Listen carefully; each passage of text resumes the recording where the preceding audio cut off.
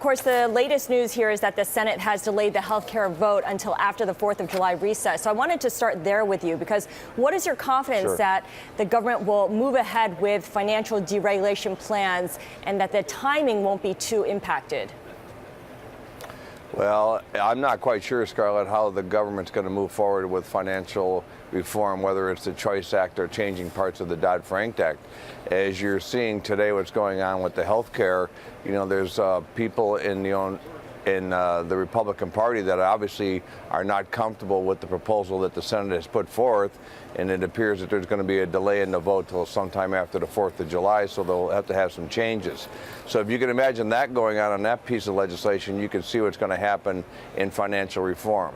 So, Scarlett, when it comes to financial reform, you and I have talked before, I think it's critically important that we have a strong financial services system here in the United States, and you have to have credibility for those marketplaces. In order to do that, you need to have smart, good regulation. No regulation is not a positive for any marketplace whatsoever. So I'm hoping whatever they decide to come forward with, they have good, smart regulation.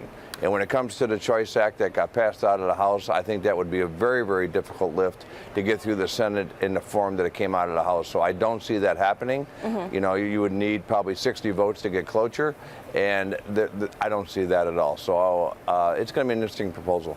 Well, when you talk about the Financial Choice Act and how it treats derivatives regulation under Dodd-Frank, the interesting thing is that Jeb Hensarling is leaving it mostly as is. Is that a good thing? Well, it all depends, where you're at. For our standpoint at CME Group, most of our clients, have some issues with Dodd-Frank. And but a lot of it is to do with the Basel, not so much on the Dodd-Frank, so the supplemental leverage ratio. That's a big issue for us. But when you go to Dodd-Frank, it's compliance. And a lot of this is duplicate compliance, and that's not healthy for a marketplace. So I think when it comes to Dodd-Frank, the people that originally wrote the rules, I've said this to you before, after Congress approved this in 2010, the interpretation of what Congress originally voted on might have been a little bit over the top, and I think that you'll start to see some modifications to the Dodd-Frank rules by the rule writers, and hopefully we can continue to go on and grow the financial services business here in the United States and around the world.